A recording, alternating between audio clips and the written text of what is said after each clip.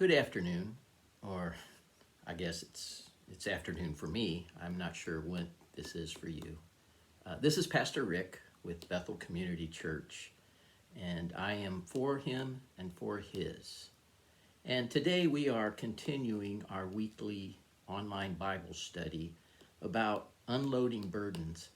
And I decided to continue this study for a while longer because we didn't deal with enough burdens in my mind.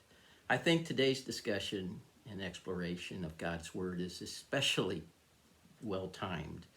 I was on my way out to the church today, actually, and I stopped by my favorite convenience store, gas store place. I think it's called Big Mike's. And I was in the store and I was getting my coffee because they have outstanding coffee. They really do, especially the house blend, in my opinion, and I know coffee.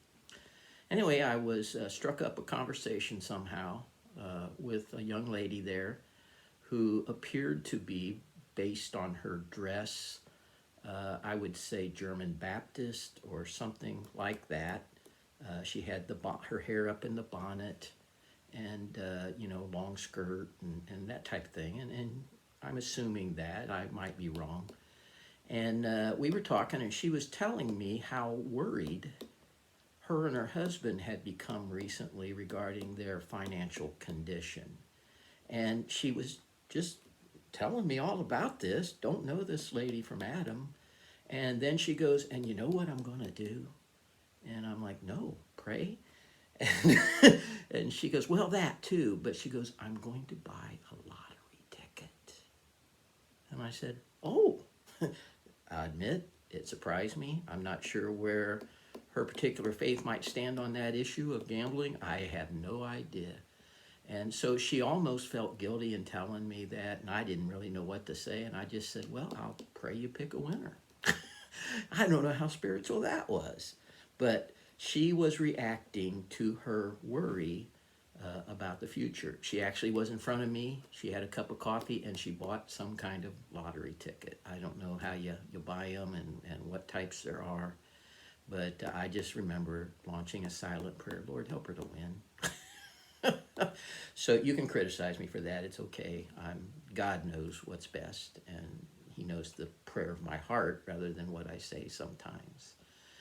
But worry is a huge burden that we all, from time to time, carry. Some of us more than others, some of us more often than others.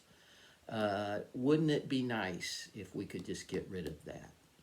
Psalms 23:6 says, he leads me beside still waters.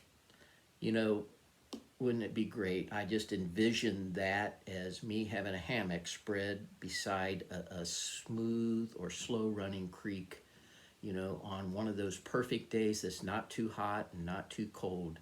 And I'm just stacking some Z's and enjoying the gurgling of the water as it gently flows over the rocks. Wouldn't it be great, actually, if we could always live our lives like that, beside still waters? Wouldn't it be great if we could actually outsource our own worry? If we could hire somebody to worry for us? I mean, there's a story about a guy who hired somebody to worry for him. And he told the guy that he hired, if you will take on this job, and got to tell you, it's a big job, but if you take on this job, I will pay you $200,000 a year. Well, the guy was without work, and he thought, man, how bad can it be? And so he decided to take the position of worrying for this gentleman. And so the gentleman gave him a list of all the things he was worried about. It was stuff about his family. It was stuff about his job. It was stuff about his home, his kids, all that kind of stuff, his health. And the guy accepted all of this worry very easily.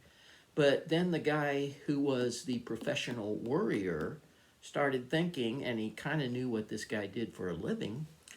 And he approached the guy and he said, well, you know what? You're offering me a tremendous salary, but how are you going to pay me $200,000 a year? And the guy just looked at him and said, well, that's for you to worry about.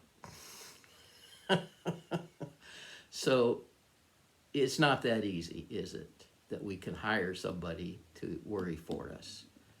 Matthew 6:25 through 27. This is red letter stuff, words of Jesus, just like the red on the background I'm using today. Therefore, I tell you, do not worry about your life, what you will eat or drink, or about your body, what you will wear. Is not life more than food, and the body more than clothes? Look at the birds of the air. They do not sow or reap or store away in barns, and yet your heavenly Father feeds them. Are you not much more valuable than they?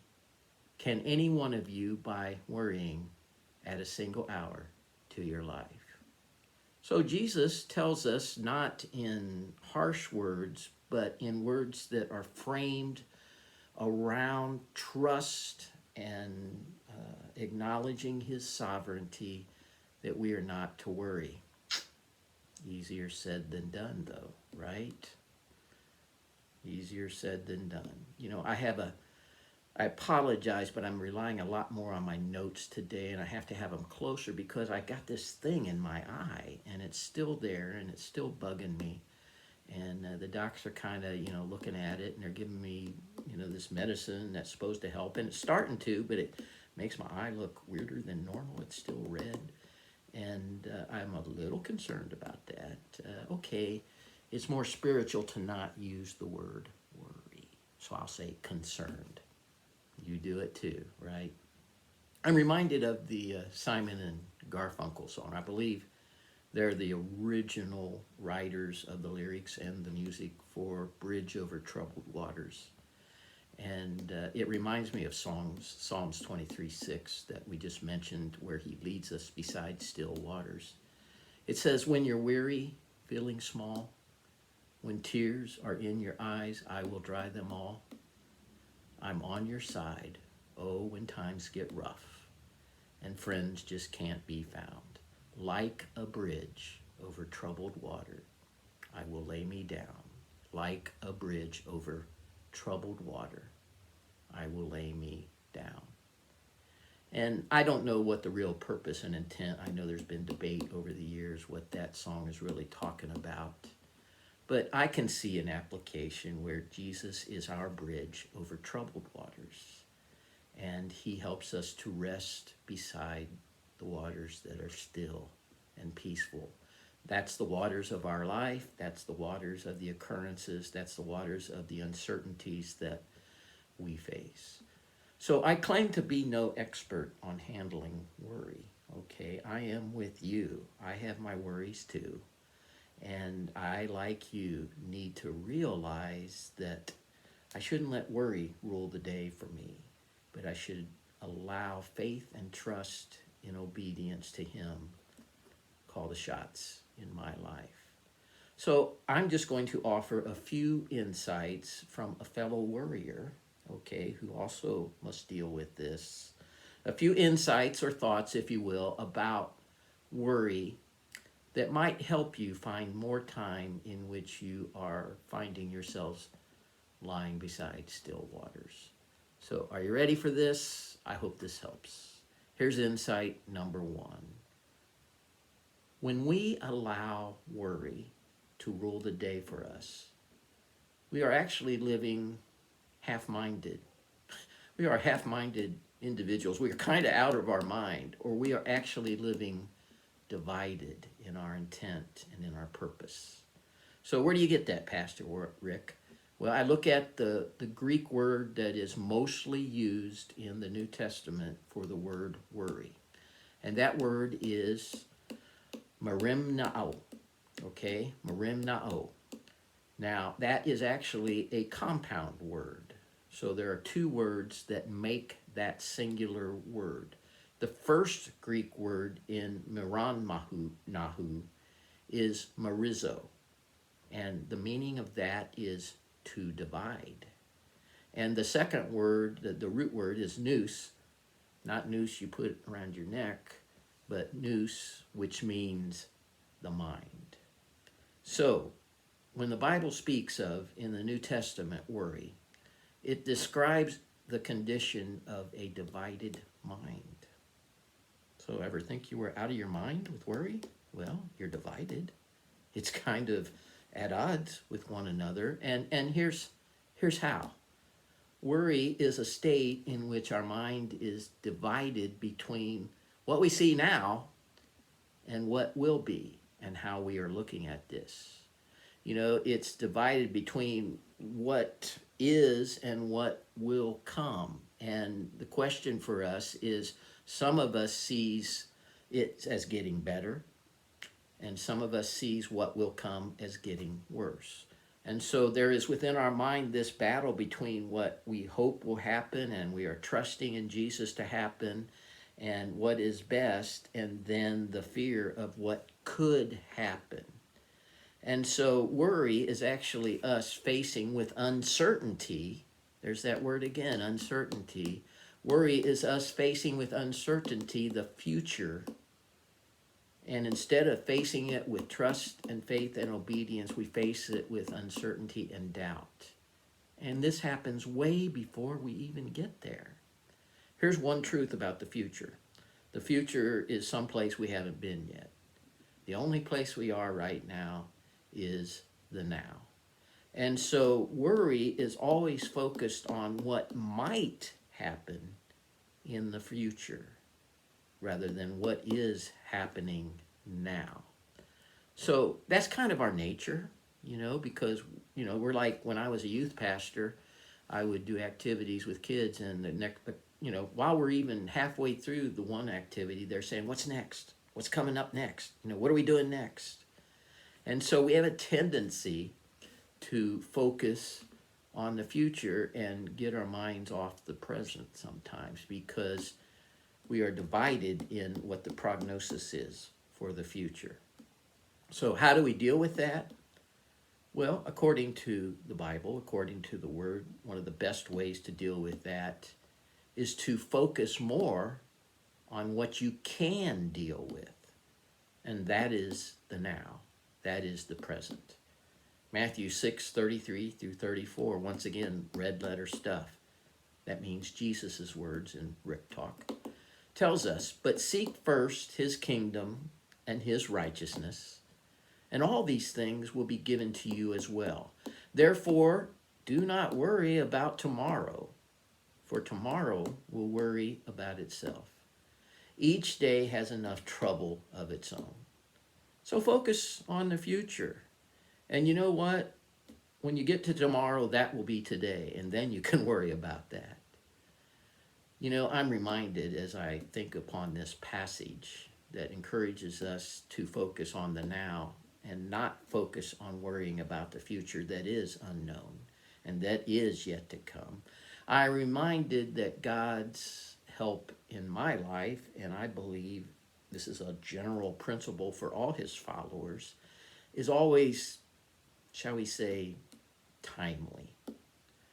Someone has said, God is never late, he seldom is early, but he is always on time.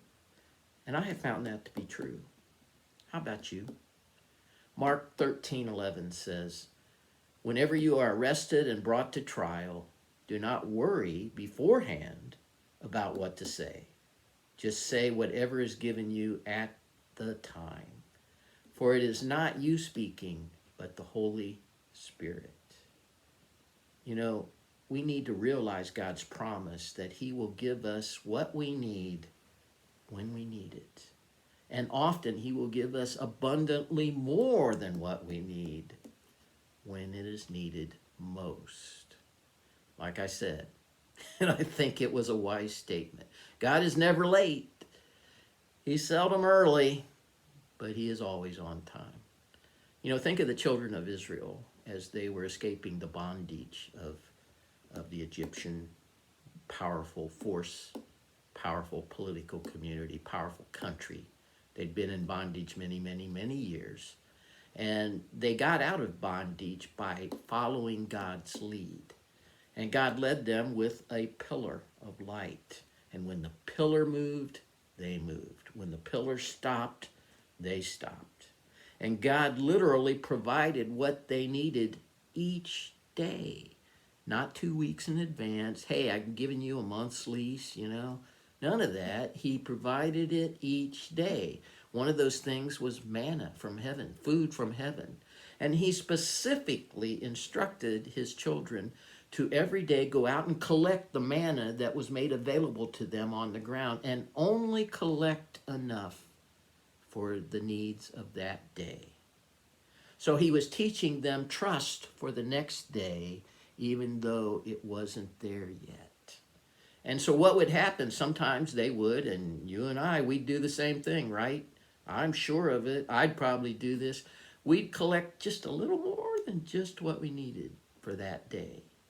And so they did that, and when they did that, that stuff just spoiled and it didn't last. Because God wanted them to know, I believe, that he will provide in his time, in his way, and he will always meet your daily need. You don't have to worry about tomorrow. Trust him for today. And so maybe that's a good principle for us. Okay, that's insight number one. All right, focus on what you can deal with, and that is the now. Here's insight number two. Worry never solved any problem or concern. It just adds more complication and more suffering. And I think that's a true observation. Living in accord with that understanding is the challenge. But worry has never caused anything to be solved. It's never caused anything to be healed. It's never avoided any problem. It's just set us up for a lot of pain and suffering before we got there. So what do you mean, Pastor? Well, you know, worry is not in and of itself a disease, right? You will never be diagnosed when you go to the doctor sick with worry, although you might be. But I do believe though worry is not a disease, it causes diseases. And there are countless medical studies and research that have often pointed to worry and anxiety, which is similar, as the causes of physical stress and physical illness and physical disease. Worry has been often linked to high blood pressure. It's been often linked to heart disease. It's actually been linked at times to blindness. So you can worry yourself blind, in extreme cases. It's been linked often to migraine headaches, although that's certainly not the only reason. It's been linked to thyroid malfunctions, to ulcers. One of the thoughts is, and the medicine they're putting in my eye is actually designed to treat eye ulcers. So I got an ulcer maybe in my eye? Worried eyes? Does that look like a worried eye? I don't know. So what all that tells me is that all the energy and all the activity and all the time we spend in worry is actually a dead-end response to the uncertainties you face. It won't help them. It won't help solve them. It won't give you strength to deal with them. Worry only leads to nothing productive, nothing constructive, and nothing redemptive. Jesus summed it up in one sentence, red letter stuff, Matthew 6:27. Can any one of you, by worrying, add a single hour to your life? And I think we could even embellish that, and he wouldn't be mad by saying, would any of you, by worrying, add a single minute to your life? Can any of you do that? You know, worry has never brightened a day. It has never solved a problem, and it has never cured a disease. So when you're dealing with worry, realize that you are dealing with something that is not helping. And look to unload that burden onto him, who said that we can unload our burdens to him, and that he would carry them, and that he would help us deal with the real issue we are worrying about in faith and trust and obedience. So that's insight number two. I'll leave it up to you to figure out how to reach that point where you can unload that to him in your personal point of application and experience. Here's insight number 3. And my friend, I know there are many other insights. This is just all I got today that God has brought to my mind. Insight number 3 is this: worry actually places God right there behind you, leading you, rather than right there in front of you. Now, I laugh when I say that because often we say, I want to follow God's lead. And then we kind of tell him how to lead us. And so we are more than willing to follow God's lead with him right there behind us, when the posture that we need to take is to put God right there, allow God to be right there in front of us, and we simply follow him. Usually when you are worried, you are probably guilty of that. You are so sure that you got the problem, but you're not that sure. And so you are worried about where you're heading instead of following him and allowing him to lead. Worry will always be the result when we ask God to tag along with us instead of follow him ahead of us. You know, he does. He goes before us. The psalmist follows up his statement about he leads us beside still waters. In other words, not troubled waters. He follows that up with, he leads me in paths of righteousness. You know, when I look at that, you know how I sum that up? He won't steer me wrong. And my friend, today I'm telling you, follow him. Focus on him, especially regarding the burden of worry that you are trying to carry yourself. Just let him have that, and that worry will resolve. He will not steer you wrong either. Too many of us, I think, and I find myself at times falling into this category, we want all the answers up front. You know, we want to follow him, but we want to know exactly what he's going to do, how he's going to take care of this situation, that situation ahead. We want a guaranteed, detailed path of how things are going to play out. And I have found God just doesn't work that way with us. He knows what's going on, but he doesn't share all those details up front. In fact, most of the time, I believe he does not. My experience is that God provides most of the answers not ahead of time, but as we follow him. As we respond to the basic question, will you follow me? Will you answer the call? Will you step out and do what I want you to do? I have found that what he does then is give us what we need as we go. So it's about us following him rather than having him tag along behind us, right there behind us. It's about us following him in faith, in trust, and in just pure obedience.